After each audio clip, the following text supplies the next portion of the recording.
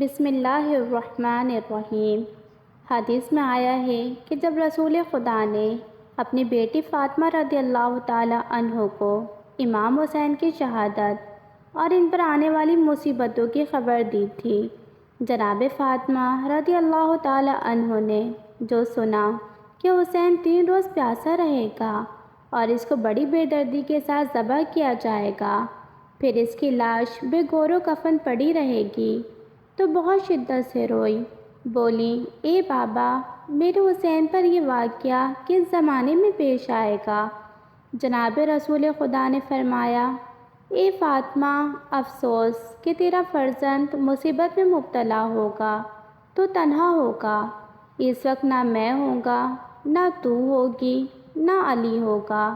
یہ سن کر فاطمہ رضی اللہ تعالی عنہ پہلے سے زیادہ روئیں اور بے قرار ہوئی اور عرض کی، اے بابا، جب میرا بیٹا ایسے بے کسی سے شہید ہوگا تو اس پر کون روئے گا اور کون اس کی سخت ماتم بچھائے گا؟ حضور صلی اللہ علیہ وسلم نے فرمایا، فاطمہ میری امت کی عورتیں میری اہل بیت کی عورتوں کی مصیبت کو یاد کر کے روئیں گی اور میری امت کے مرد میرے اہل بیت کے مردوں پر روئیں گے۔ میرے دوستوں کی ایک قوم ایک دوسرے کے بعد تیرے حسین کا سمان ماتم ہر سال تازہ کریں گے۔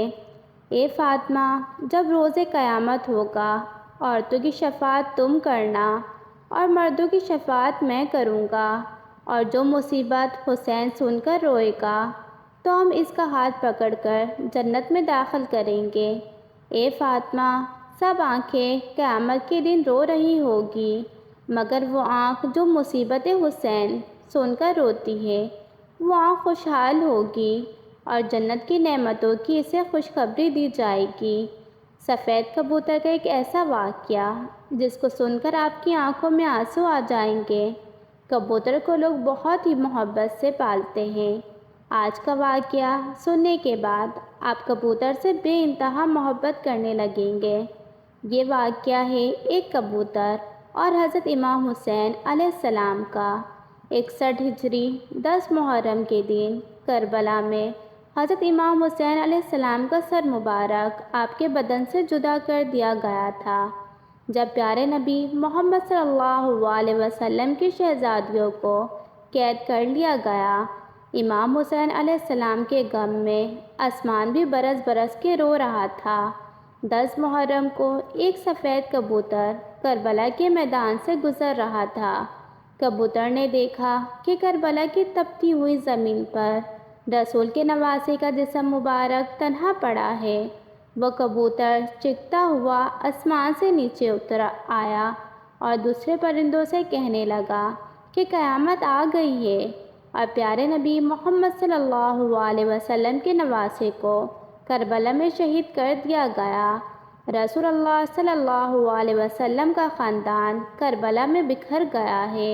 یوں کبوتر کربلا میں آ کر پھرنے لگے اور امام حسین علیہ السلام کے غم میں رونے لگے، اور اس کبوتر نے اپنے آپ کو حضرت امام حسین علیہ السلام کے خون سے تر کر لیا اور واپس اڑ گیا۔ پھر وہ کبوتر اڑتا ہوا مدینہ شریف جا پہنچا اور طواف کی طرح پیارے نبی محمد صلی اللہ علیہ وسلم کے روضے کے ارد گرد چکر کاٹنے لگا۔ اس کبوتر کے پروں سے خون کے قطرے ٹپک رہے تھے۔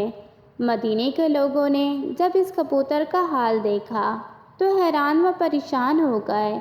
اس کے بعد جب ان لوگوں کو معلوم ہوا کہ کربلا میں حضرت امام حسین علیہ السلام کو شہید کر دیا گیا ہے، تو پھر معلوم ہوا کہ سفید کبوتر پیارے نبی صلی اللہ علیہ وسلم کے روضے پر کیوں آیا تھا۔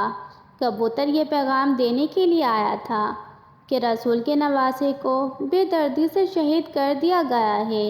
اسی لیے بزرگوں نے ارشاد فرمایا ہے کہ دنیا میں جو سفید رنگ کا کبوتر ہے وہ اسی کبوتر کی نسل میں سے ہے۔ اللہ نے ان کبوتروں میں اتنی شفا اور برکت رکھی ہے۔ تاریخ میں لکھا ہے کہ مدینے میں ایک گاؤں میں سیام نام کا یہودی تھا۔ اس کی ایک بیٹی تھی جو بہت ہی خوبصورت تھی۔ اس کو اچانک ہی بوڑھ کا مرض ہو گیا، جس کی وجہ سے اس کے ہاتھ پاؤں اور آنکھوں نے کام کرنا ختم کر دیا۔ وہ لڑکی نابینا ہو گئی۔ اس لڑکی کو دیکھ کر اس کے رشتہ دار اور محلے کے لوگ اس سے شدید نفرت کرنے لگے۔ لوگ باتیں کرنے لگے کہ کہیں یہ مرض ہمیں نہ لگ جائے۔ وہ یہودی اپنی بیٹی کو لے کر اس شہر سے دور چلا گیا۔ ایک باغ میں جا کر اس نے اپنی رہائش کر لی۔ وہ یہودی سارا دن شہر میں کام کرتا اور واپس شام میں اپنی بیٹی کے پاس آ جاتا۔ ایک دن ایسا ہوا کہ وہ یہودی اپنے کام میں اتنا مصروف ہو گیا تھا کہ وہ شام میں اپنی بیٹی کے پاس نہ آ سکا۔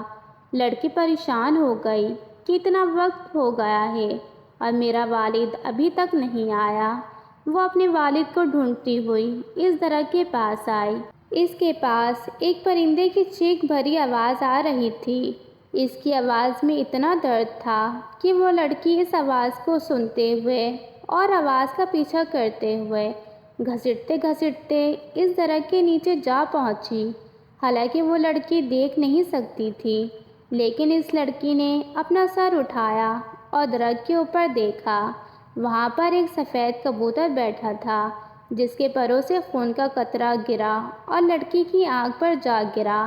اس خون کے قطرے کا گرنا تھا کہ امام حسین علیہ السلام کے خون کی برکت سے اس لڑکی کی آنکھوں کی روشنی واپس آ گئی۔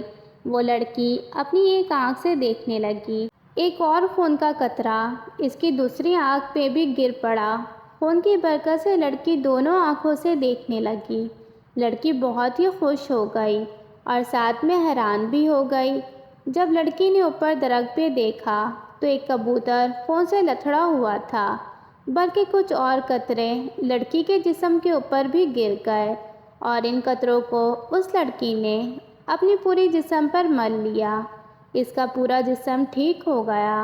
امام حسین علیہ السلام کے خون کی برکت سے لڑکی کو مکمل شفا مل گئی۔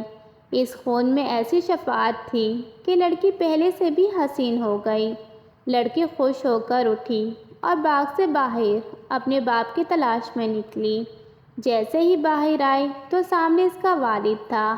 اس کے والد نے اس لڑکی سے پوچھا کہ بیٹی تم کون ہو؟ یہاں میری ایک بیٹی رہتی ہے۔ جس جگہ میں اس کو چھوڑ کر گیا تھا وہ موجود نہیں ہے۔ کیا تمہیں پتہ ہے کہ میری بیٹی کہاں ہے؟